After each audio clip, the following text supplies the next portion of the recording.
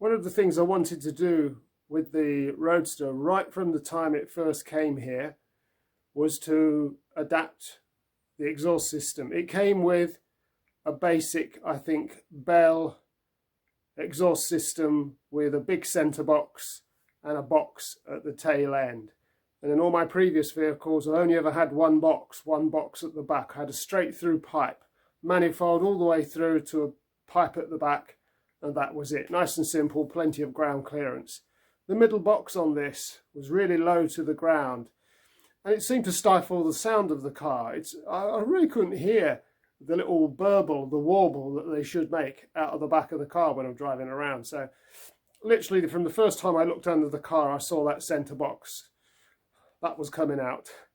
Trouble was, I couldn't find a pipe to slot straight in.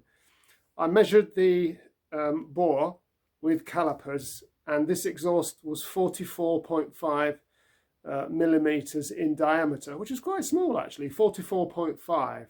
So MG Owners Club, Beehive, even Bell Systems, Rimmer Brothers, nobody sold a pipe to replace this centre pipe. And this centre pipe is about 1 meter long.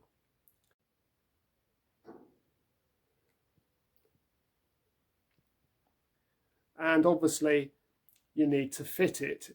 The muffler has bends in it, and each bend is a 15-degree bend. 15-degree bend one end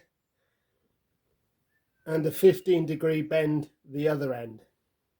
And the pipe itself, the middle pipe, has got flared ends, swaged ends. So I had to have a single piece of pipe that had swaged ends. And I found that very, very difficult to get hold of.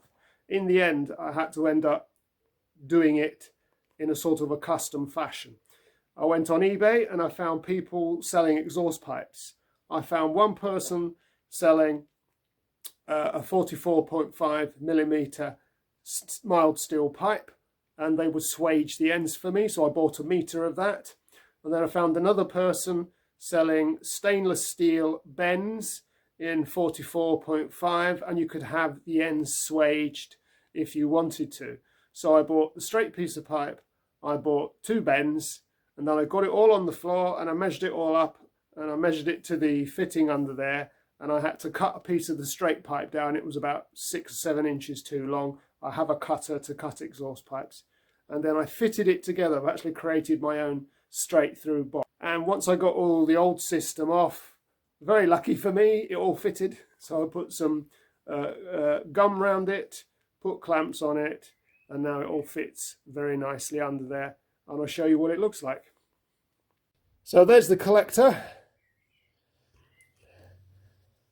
That's where the piece from the manifold meets my new first bend. So the 2 clamps are holding the first bend on. Then there's my straight piece of pipe, which meets the next bend at the back, and that bend then connects to the box at the back of the car. So a bend there, then attached to a straight piece of pipe, and then another bend to connect up to the piece coming from the front. The ground clearance is a lot better, and that was my solution. And this is what it looks like from the other side.